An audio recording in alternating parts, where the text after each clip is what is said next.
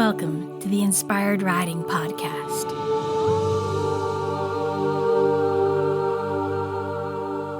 I'm your host, Beth Lauren Parrish.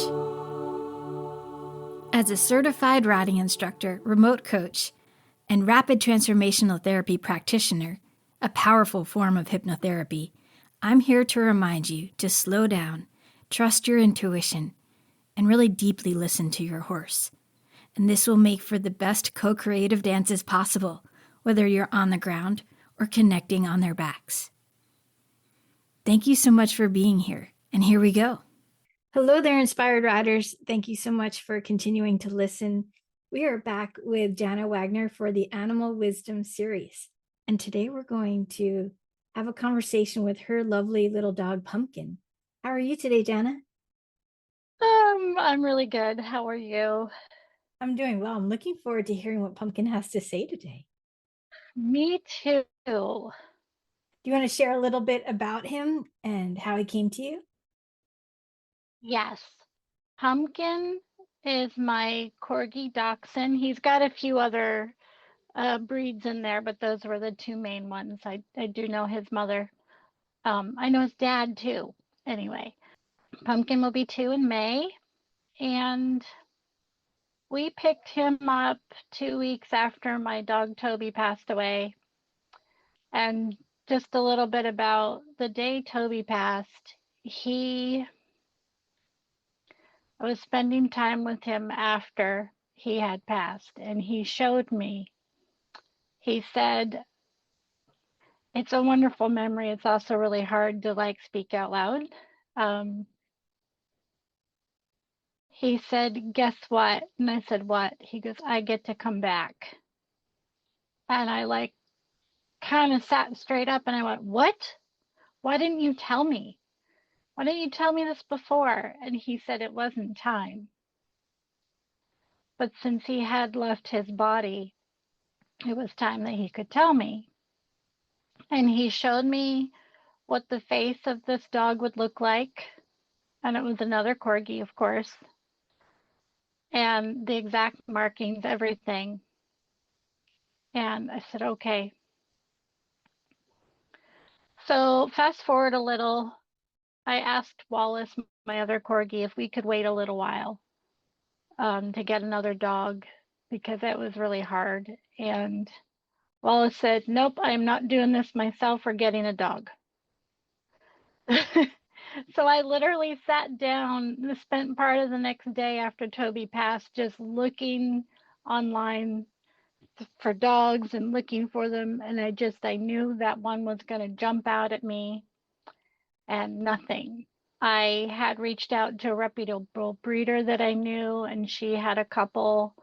I really wanted a Corgi with a tail, but hers did not have tails. I understand, but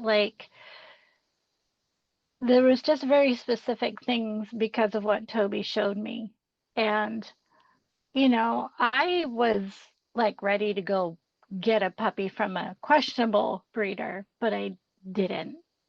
One I could have driven 4 hours and gotten right away, but I didn't. And 2 days later, a longtime friend and client of mine popped into my messages and said, I'm really sorry I saw your post about Toby. I have a puppy for you. And I said, okay, what do you mean? She sends me a picture, and by golly, it's him. And my reply was, so where are you living these days? Because I knew she had moved. She says, Oklahoma. And I was like, well, guess we're going to Oklahoma. How long is that drive for you? I don't remember. It was long. I think it was 2,500 miles round trip. It was long. Yeah, I remember that. Yeah, 2 weeks before that, I had smacked my car off a deer and I had a new car. And it's really quite something to look back over the way the events played out and see how cared for we were, because everything fell into place and we had a brand new car to take out to pick him up, and Didn't have to worry about any problems. Really good friend of mine um, helped me find and book hotels while we were on the road. And we had one scary storm where I was sitting there going, the land is so open, you can see all the storm cells. And I said to my mom, I'm like, should I pull off this exit? Should I keep going? She says, well, what do you think? And I'm sitting there, and then I hear my dad say, punch it. So I did. It That's was amazing. terrifying. But Pumpkin was like all of 6 pounds. He was so tiny. And the collar I brought for him was too big. So we stopped at Buc-ee's and bought him a collar, a smaller one. Um, Yay for it was, Buc-ee's. We love yeah, Buc-ee's. it was quite an adventure. And Toby even told me what to name Pumpkin. And Pumpkin was one of Toby's nicknames. Oh, that's perfect. I love it. And yeah, so we brought him home, and he is just the most phenomenal little dog. He's half Corgi. Oh, I think I already said this, half Corgi and a good bit of Dachshund and a few other things. And he's just absolute perfection. Um, I could not have, there's no way I could have picked a better dog for us, especially for Wallace, because he's been through some stuff with strange dogs, and he and Pumpkin are just like two peas in a pod. Did Um, they get along right away when they met? I would say yes. It wasn't like this. We were all very stressed. I'll just put it that way. We were all just very stressed, Sure. tired, sad, very stressed. But this puppy just picked him up and put him in the car, not a peep, not a cry, not nothing. He just melted right into the family. And when we got home, there was some grumpies. There was some conflict. And I reached out to my animal communication teacher and asked her if we could do a session because I really trust Sandy, and I was too tired to figure things out myself. And so she's just such a lovely person too, because she was moving through some big stuff herself in her life. And I said to her, are you sure this is the timing's okay for you? Because I know you have a lot going on. And she goes, are you kidding? This makes me feel better. And we discovered that Pumpkin's whole purpose in this life is joy. And she said, hold on a minute. Nope, that's it. That's it. That's what he's here for. And the conflict was because Wallace has this warrior energy, and he's been a warrior before. And I knew he was here in a protective capacity for me. And Wallace was getting frustrated because his soldier wasn't getting in line. And once we cleared that up, they have not had a spat since. There no grumpies, nothing. They just Pumpkin has this ability to read other dogs really well, and he knows how to invite and to play. And he just always happy, that little dog. So it's really interesting because some purposes are as simple as one thing, like this joy. But think about how many directions you could take that, and how many ways you can apply it in everyday life and to your life. And what has been so cool about him is I kind of expected him to take up Toby's mantle. And he has in some ways, but not in others. And he is not the one that's bringing forward things to teach. I'm sure he'll have wisdoms for us, but he's not the one that's bringing all that forward as Toby did, but he is the one that's holding me accountable and making sure that I find the joy and cheer in my everyday and kind of keeping all of us laughing. That is absolutely needed right now and always. Yes, for sure. It's been really fun to just be really present with him and experience what he knows and what he has to share as it unfolds. And, you know, he's coming up on his second year and he's just really started to come into himself. So it's probably really good timing to talk to him now. Um, yeah, we should talk to him though, because I could go on about him too. If you all haven't noticed how much I adore my animals. Have you had an official tune in with him like this before, or is this the first one? This would be the first one because he and I we talk, we do things, we just really focus on being present together and learn from each other. It hasn't felt I'm not sure how to I'm not sure how to phrase this. It hasn't felt like necessary to have the lengthy conversations. Does that make sense? Absolutely. The way that I have with Kenny, because you know our relationships are just different. Okay, let me get quiet a moment and see where say hello to Pumpkin again. He's downstairs. See where he wants to start. I told him we were going to do this today, and he's like, "Yep."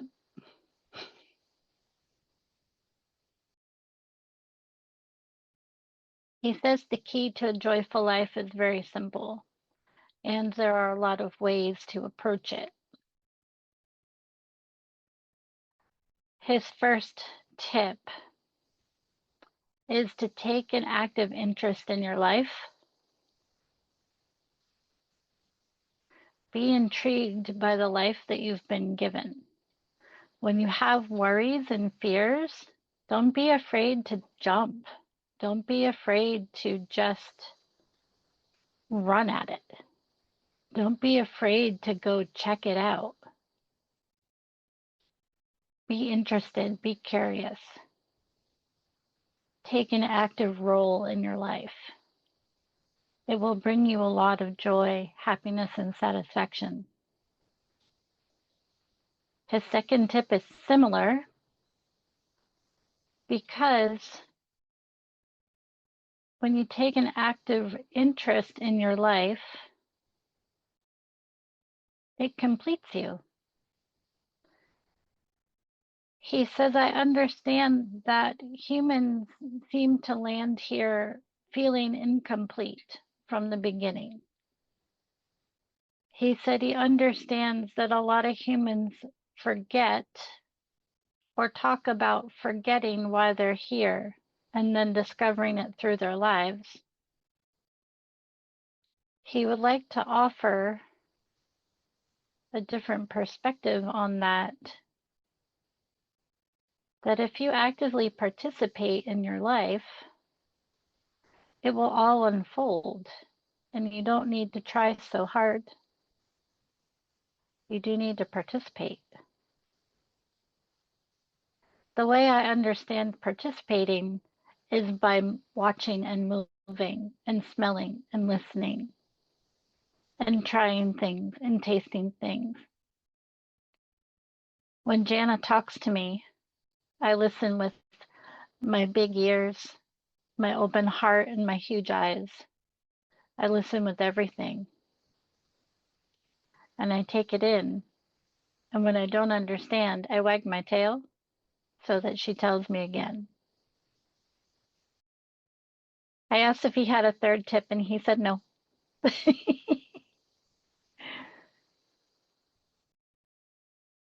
Be curious.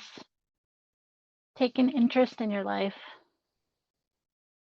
To be clear, running doesn't mean to hurry. It means go for it. Why sit on the fence when you can jump it?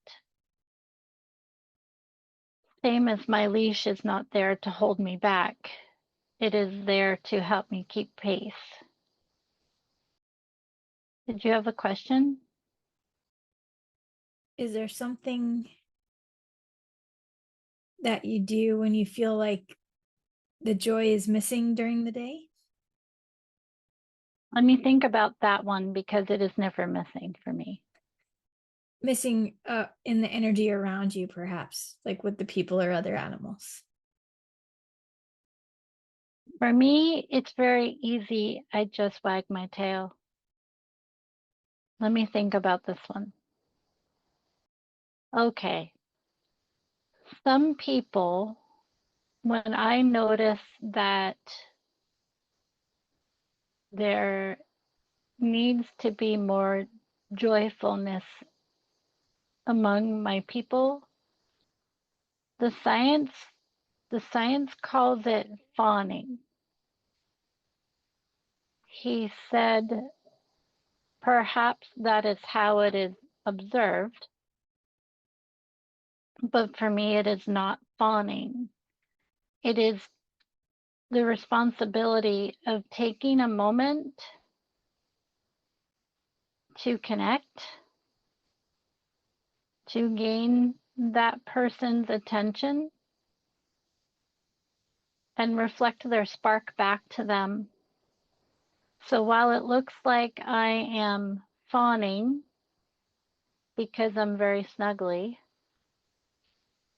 I am actually initiating a return of the spark. I help them see their light and I help them light their fire. Like when a pilot light goes out and you need a long match. I'm the long match. I love that so much. That's beautiful. This is why all I need to do is wag my tail because I make eye contact.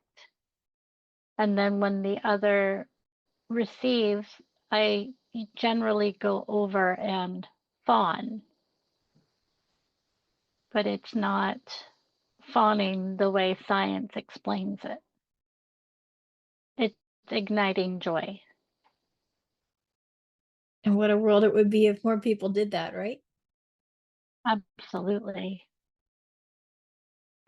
He says, he says, you know how people like namaste, and the idea is the light in me recognizes the light in you. He Yes. said, the intent is beautiful, and if you use something like this, I would like to invite all of you, anytime you enter into an interaction or conversation, be the match that ignites the pilot light. You do not have to give any of yourself away to do this. You just have to be the match that lights the fire. Imagine the gift that you can give people just by showing up that way. So bring that into when you show up fully, just light a match, spread the flame. Oh, that's perfect. I love that imagery. I do too. I would love to know if he can sense the energy of Chobi within him or around him. How does that work when they are connected souls that way? He said, I will use the word intricate. Again, the idea of coming back or reincarnation, how it is described on Earth, is much bigger, much broader than the definition would have you to believe, because our soul family is a lineage. There are threads and aspects that are Toby that are with me, in me, around me, and come through me at different rates. It's variable, but we're always A lineage is along a common thread. That's how I would describe it. A lineage is through a common thread. So what science calls instinct is actually a common thread or lineage. Lineage is not to be confused with ancestry. Ancestry is more about the physical, earthbound genetic. Lineage is more involved with soul families and how the souls created together to move through or master a common thread, common purpose, if you want to call it that. So the way Toby has helped Jana to understand is that he is of all things and comes through all things and can come through me, but it's not like I am him. I am him and I'm not him. It's together. Connection of this capacity is always together. Even Wallace is of this lineage. Do you understand, or do I need to re-explain? That makes sense to me. Does it make sense to you, Jana? Yes. Sometimes when I'm in here looking at all of this, I'm not sure what I said. That's okay. Yeah, I just look at it as the lineage is almost like the golden thread connecting to the universal web, right? Where all of Yeah, the information can stream through, and their specific string, as you could imagine it, has a certain vibration, and that soul family can connect to that string, that vibration to come through in physical form, right? right. And it doesn't have to be just one energy, it could be multiple. So that's beautiful. It's really cool explanation. Yes, it's many. And I'm going to be honest, I can't quite wrap my head around it. It's like I get it, but my mind still wants to make more sense of it. Well, the way I look at it, Jen, if this helps you, is like I kind of joked about from the end of the last Star Wars, where Rey says, "I am all the Jedi." It's like all of my heart horses, like for instance, Biffy and Keeper for sure, they connected to Pepper. And sometimes I often I'll say Biffy or Keeper by accident while I'm talking to Pepper because I could feel their energy coming through. So it's like almost like I'm the anchor in a sense for that energy to call in. Yeah, I think where my mind was getting a little tripped up was one does not have to leave for the other to come in. For example, like someone who channels or walk-ins. There's no body swapping. It's all very congruent. Co-creating, right? Yeah. Well, it makes sense because it in the physics aspect, there the matter doesn't go away; it just changes, right? But it looks like literally a thread where there's just these different combination, like a yarn thread. It's this combination of all the different energies and souls and moving at different velocities and speeds, just moving at different, but yet all together, all at the same time. Yeah, and I see like sparkly fibers for sure. Uh, Neat. That's really cool. Yeah. And it makes sense because when I first got Bridget, my border collie, I would say things to her that I used to say to my Yorkie that had passed, and she immediately knew what I was talking about. So that's when I started to understand, okay, their energy can come through the new dog. That's pretty amazing.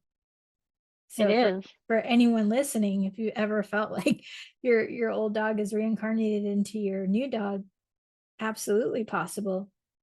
And it's like almost like they're enhancing each other. It's not like it's they've taken over that body. It's they're Right. connecting and giving the messages, very much like when you were saying Aurora was kind of whispering to Kenny, right?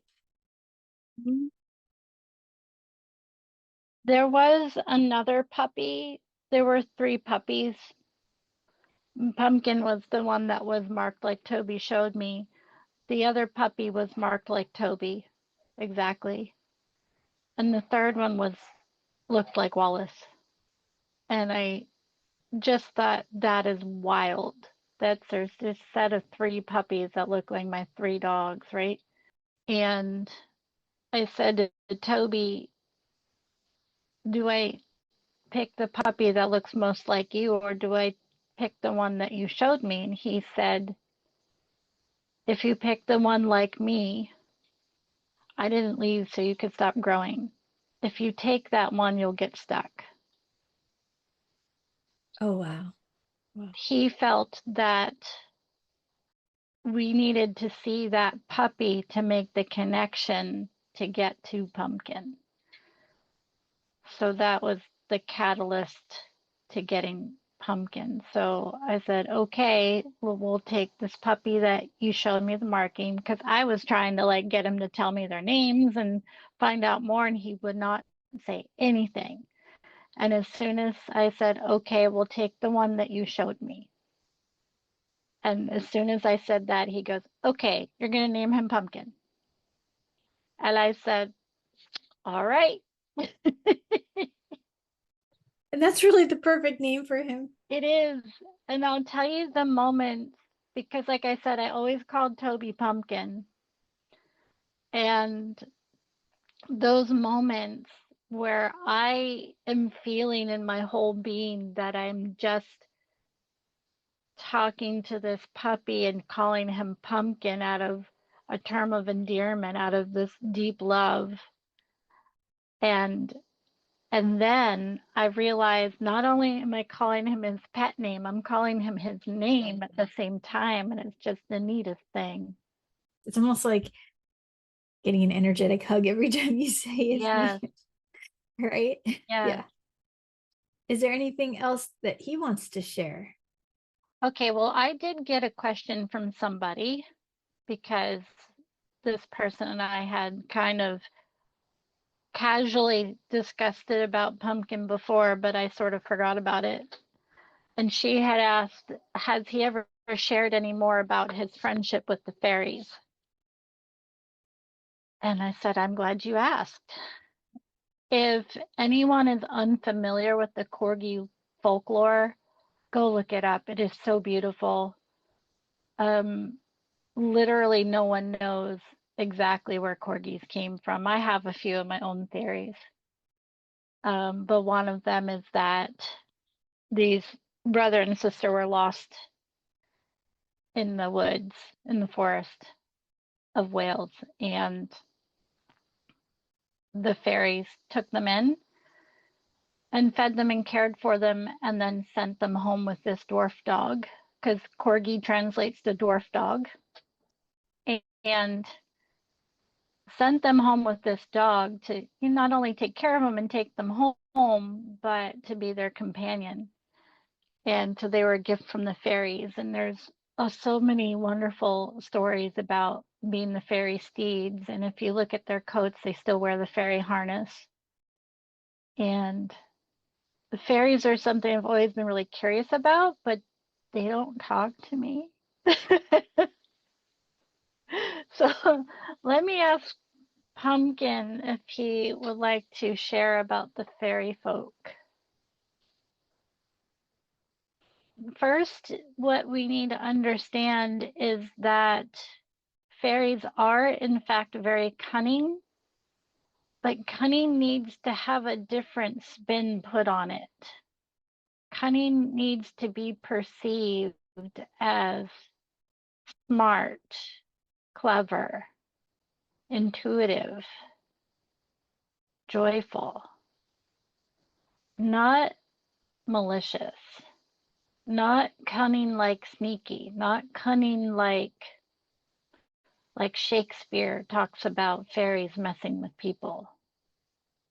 He said they don't really mess with you, and the ones that won't talk or won't share with people is because that there's a belief pattern somewhere for that person that fairies tricked them.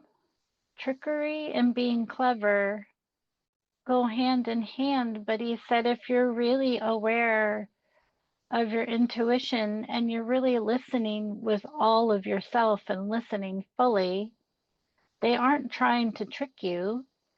They are just trying to show you how clever you are.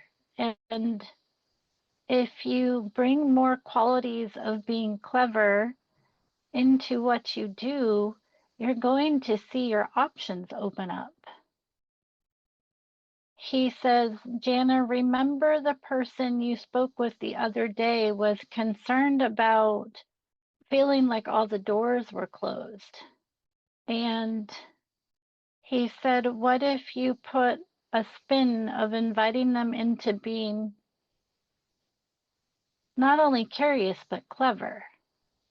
Things would show up, the options would be plentiful. And when you bring joy through the cleverness, more opportunities open.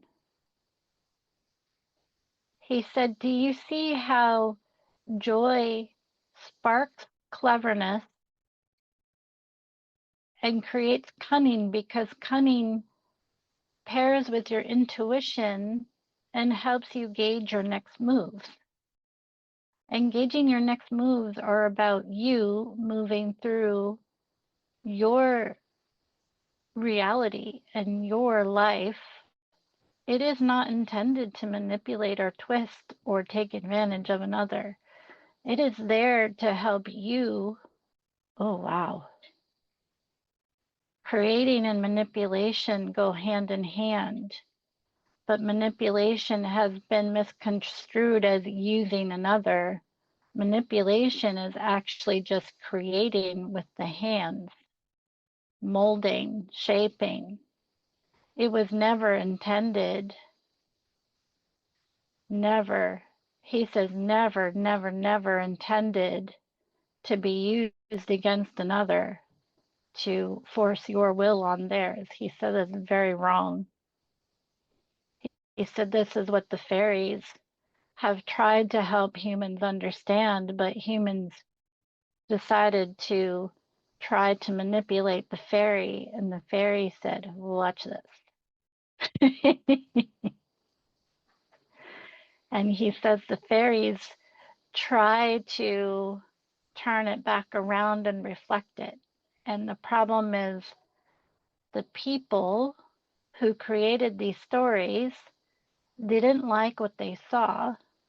He said fairies are joyful, and they are also catalysts for igniting the joy and using your cleverness and learning that, because the heart is very clever.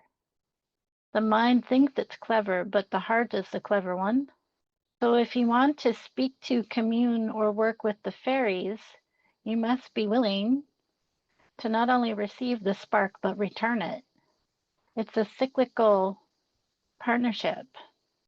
So they're literally mirroring back what has been put on them, huh? You said it's like the ring of fire, the cyclical ring of fire exchange of energies that never, it doesn't pull, it doesn't take, it moves. So there's not really any give and take. There's no push pull. It's just movement in a cycle of benefit. Some cycles will repeat and keep us stuck in a loop. This one benefits the whole because it fuels the flames. It fuels the sparks. That is why a simple smile to a stranger can be so effective so quickly, so simply, just like when I wag my tail, makes you smile.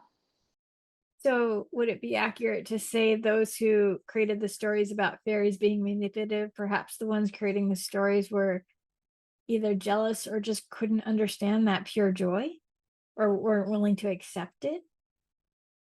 Pumpkin said it's all of those things. It's all of the things. It's when people aren't willing to see. It's that simple. Yeah.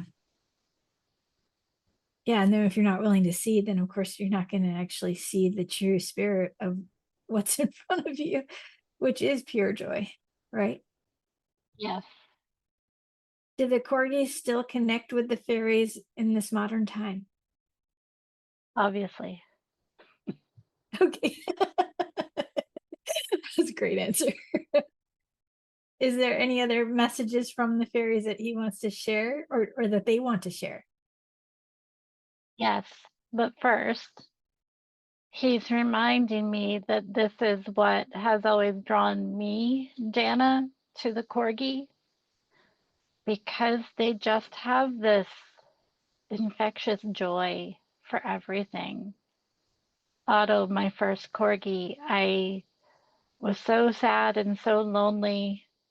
I didn't know what I was doing in my life. Things were really not good then. And he came in my life, and I don't even remember what it's like to be lonely anymore because he just came in with all that love and joy every single day. Like that.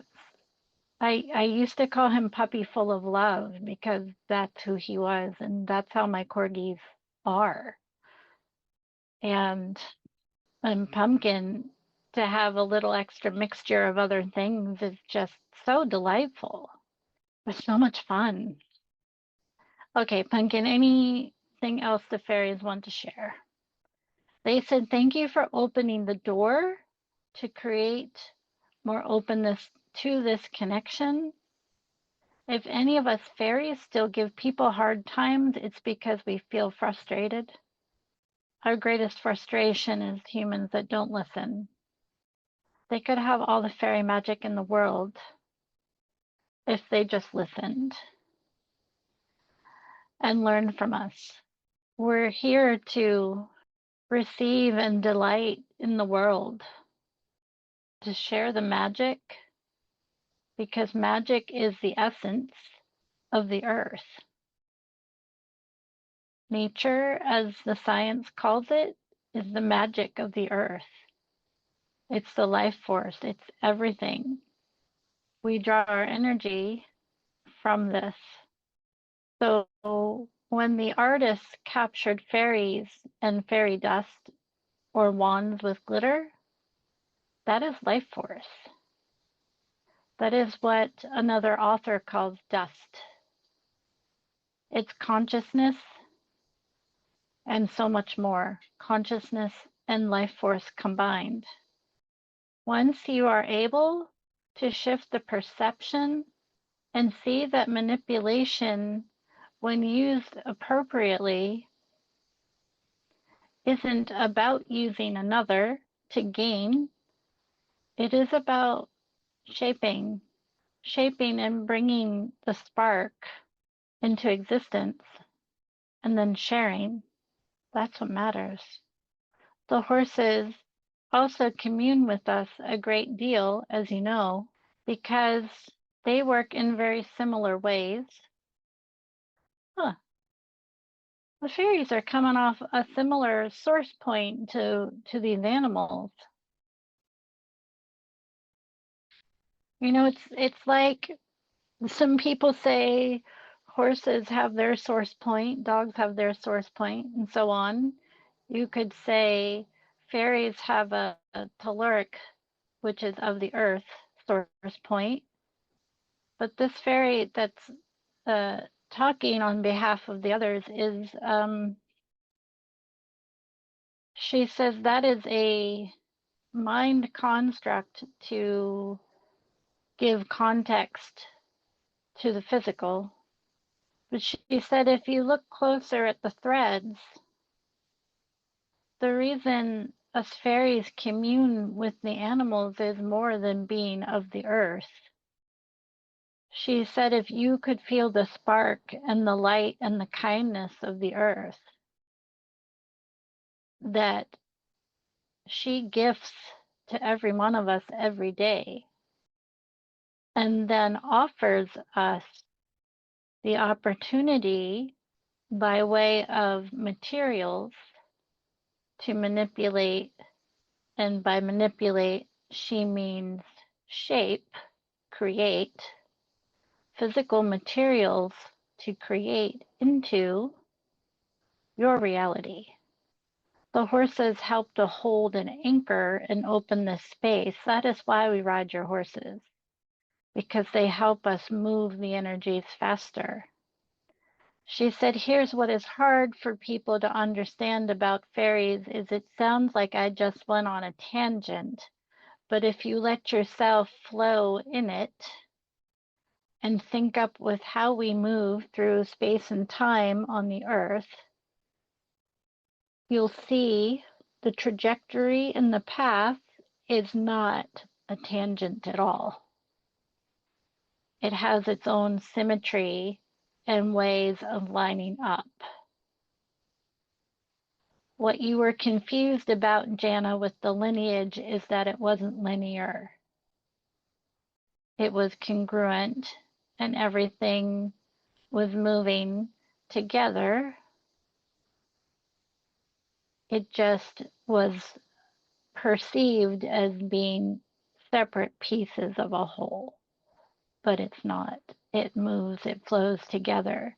So when you think you're going on tangents, please stop saying that, because it's all important as part of the movement of moving into and through what you're creating. She said to share my recent experience about beginning to understand horse medicine in a new way. I sat down the past 2 days with my horses, and they literally formed a circle around me. And when I was in the center of that circle, I felt their energies sync up and not take on or filter for me, but help me to lift off the things that were weighing me down. Because when we lift off the things that weigh us down, it allows our space for our bodies to restore, for our beings to restore. And that is how horse medicine works. And then Pumpkin just piped back in and said, see, it's so simple. Application of things can be intricate. Like when you see all the threads of the lineage, they're intricate. They're also congruent and simple. I'd love to know from the fairies what's the best way to listen to them and connect with them. All you need to do is shift your perspective of what you perceive them to be. Open your heart. That's all. That's all you need to do. Please stop seeing us as, what is the word? Mischievous? That's the one. Mischievous. Please stop seeing us this way. We'll never come to you if you see us this way. We don't have time for that. I actually started crying when you mentioned that they ride the horses, because I've been noticing more fairy knots in Indy's mane. And I can see his energy really enjoying their connection with him. Yeah, they said Indy's been he's always been happy, but he's found his joy more recently. Yeah, he and Pepper have been playing a lot more lately. It's beautiful. I think I've seen Indy initiate some of the play too, Oh, that's awesome. feeling like he's going to be next for our talks. Yeah, Yeah. that was beautiful. Is there anything else that the fairies or Pumpkin wants to share with us? I just asked her about, there's something I'm really curious about. The Fairy Wars, if you've heard of those, I have not. because the corgis not only have had long lasting friendships with them, corgis understood how to be of service without being in servitude. And they would ride the corgis into battle, as the folklore goes. So I wondered to her about fairy wars, and she said that is a misconstrued, it's misconstrued, just like the mischievousness. Mischievousness you could also reflect as cunning and clever. You know how, oh, she's showing me, you know how when Pumpkin gets an idea and you can see it on his face, he goes, and he lights up. Oh, I know, I have an idea. And off he'll go. And he'll go grab a specific toy and come back squeaking it. She said, is that mischievous? No, that's clever. It's so clever. She said the idea of fairy wars has more to do with transmuting dark forces. She said there was a time where people referred to as the Great Sadness. We never fought each other, so don't misunderstand. The fairy war is not fairies against fairies. It was about a dark sadness or deep sadness. She said, I honestly don't really know where it came from or where it comes from, but she thinks that it might just be part of other cycles because we all experience this sadness. For her, she believes the sadness is the root of conflict. And she said it is not our mission to fight it, it is our mission to transmute. When you use fire, it burns and transmutes, correct? Creates ash for new growth. If you try to fight and beat something back, it builds and gets bigger. So she's showing me riding Toby and just galloping into this sadness. And it's like, the fireworks when they go poof. Yeah, yeah. Yeah, it's like that. Well, that reminds me of how I kept getting the message recently about the fire that took our home and how it was one of the biggest one of the biggest catalysts for helping us get out of the stuck energy that we were in and push us onto the trajectory of our lives that we needed to be on. So that was really cool imagery. Hunkin keeps reminding me, look, I don't know a lot about Quakerism. I did go to a Quaker school as a kid. And if you're interested and read about George Fox, the founder, he he talked about the internal flame, the light within, that there is that of God, the fire of the light within every one of us. And I have this theory that corgis actually come from foxes and not wolves like other dogs. Oh, cool. Yeah, that makes sense. If you watch a corgi play and then you watch a fox play and you watch their mannerisms, they're so similar. And there's been really fascinating studies um, with breeding foxes and temperaments and how they change. If you look up that Siberian fox study, you can find a video on YouTube. It was in a PBS special years ago. It's fascinating to me. And we just saw that fox on our property this month. That was really cool. Right. That's right. And foxes are clever. But gosh, like you put a fox next to a corgi and you'd swear you're looking at the same thing, just a little bit taller. And, if Pembrokes had their tails, you would see they have a brush tail, much like a fox. But Pumpkin's just reminding me of that because he's not all Pembroke, he has this more chiseled look to him that makes me think of those foxes. That's amazing. Very streamlined. It's so cool to just let our imaginations go wild and think of all the Yeah, things. yeah. Wow, I really enjoyed this conversation. This was so cool. I did not expect to be talking to fairies today.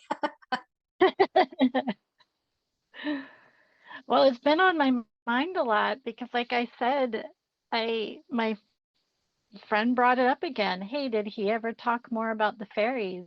And I said, no, I never asked him. He um he more recently has been more of a Jiminy Cricket for me, and I have a block in my day scheduled in to rest, and it's usually my manifestation time. And the other day, I decided to listen to one of my favorite guided meditation people, and the title just sounded fun, like astral projection to learn your soul name.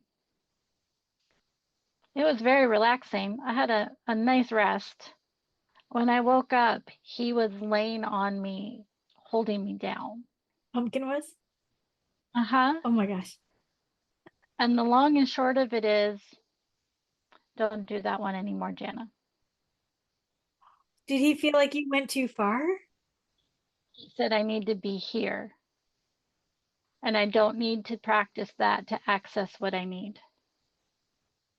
He's done it 2 different times, and the second time I realized what he was doing. And he said, don't do that. You don't need to do that to get what you need. Don't do that. It kind of feels like he was trying to ground you in a sense, yeah? He's putting me back in my body, literally. Yeah. Had his my chest like, get in there. Don't go so far, mama. You went to the far, far away. Uh-huh. I just thought it was so interesting because as he's growing up and maturing and coming into our lives, his life with us together, Toby used to slam the hammer down so that he would get through. Pumpkin's much more subtle. Because Toby taught me well. Pumpkin is just like, probably shouldn't do that anymore. Now I understand why. And again, it's really simple. It's not complicated at all. This has been amazing.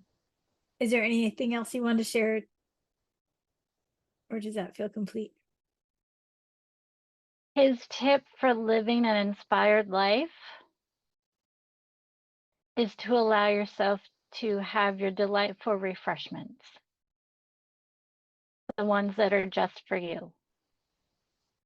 I love it. So, delight in your joy, focus on the simplicity of connecting to your heart and reminding yourself of the spark within and sharing it with others.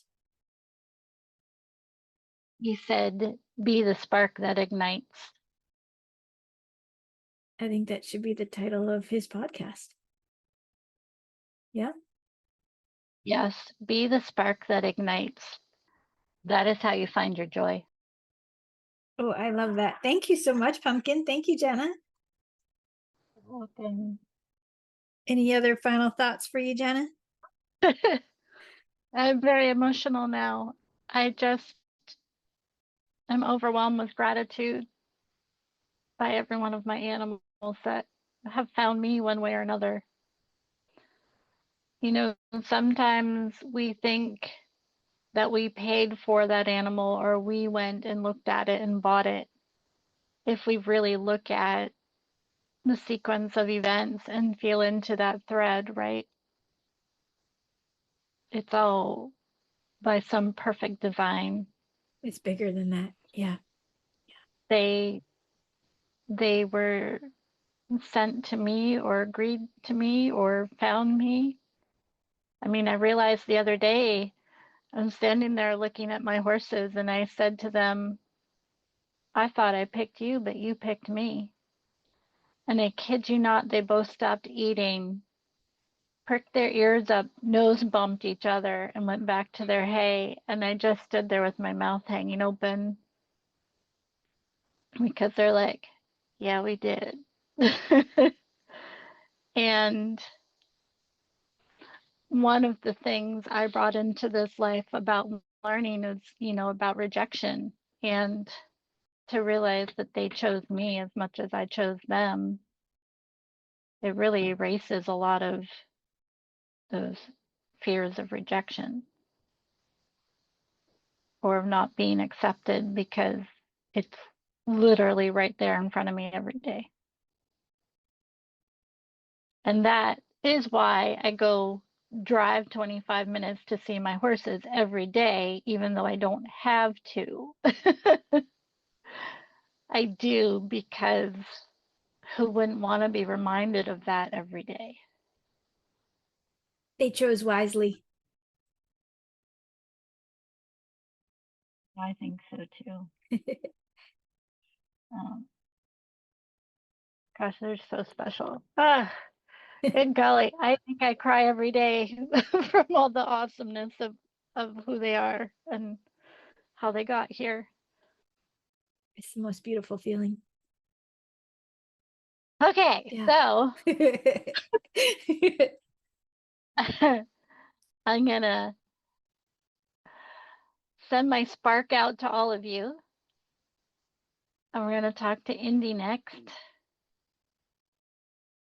I have a feeling he'll have some more fairy power to share with us. Oh, and I think she was mentioning the author of the talking about dust. I believe she's talking about, I believe it's Pullman with the Golden Compass. Philip Pullman. Yep. If you haven't read the Golden Compass trilogy, I highly recommend it. It is incredible. I have it here and I have not read it, but I've watched the movie and the series, so I really need to just get stuck in and read the books. Yeah. I don't read a lot, so if I have read a book more than once, I highly recommend it. I've read those through at least 3 times, and I have the audiobooks and I've listened to them several times.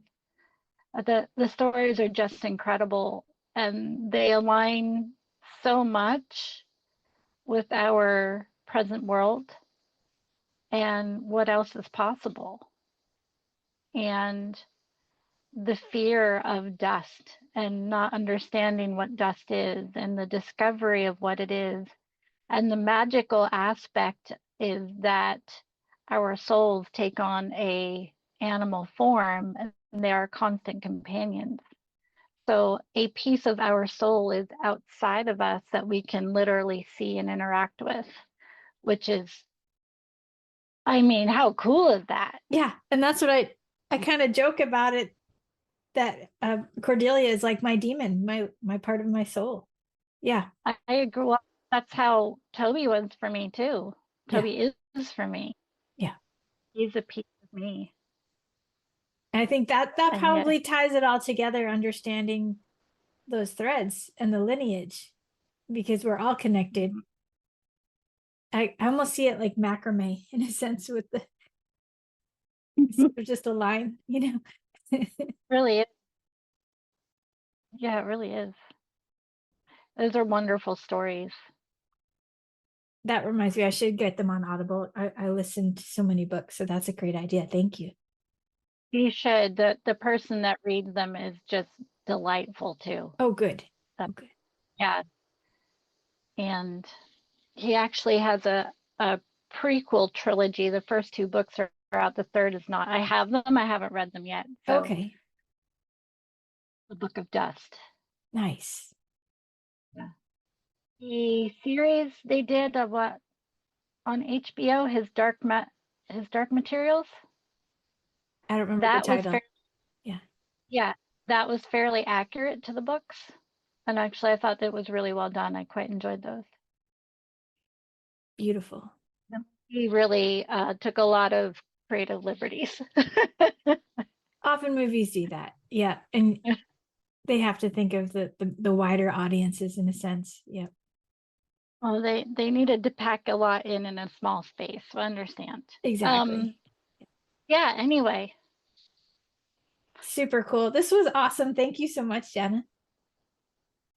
thank you for this opportunity because I get to spend every minute of every day with my boys, and I love it.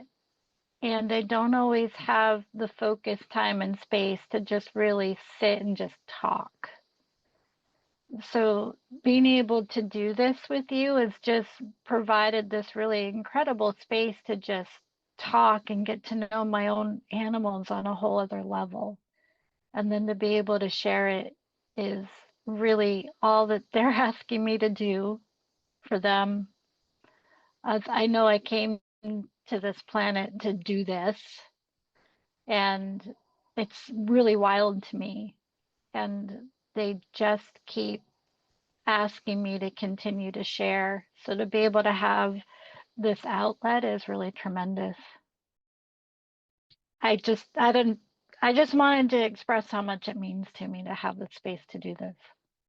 Well, I'm completely honored, and I'm just so grateful for you to do this and to be able to share it with the world is a real blessing. So thank you again. And I love coming up with questions and interacting this way. And I just think it's so important for more people to be open to these conversations and really wonder about their own animals too. Yes. Yeah. Yeah. Be able to hear them in new ways. Absolutely. All right. Well, I could go on for another hour, so I will stop us here. Thank you.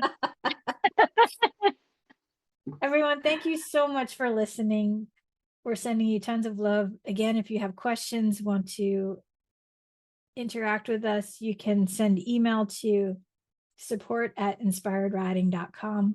You could join us on the Facebook group. Just look for Inspired Riders. And remember to lead with kindness for yourself and for your horse. And may the horse be with you always.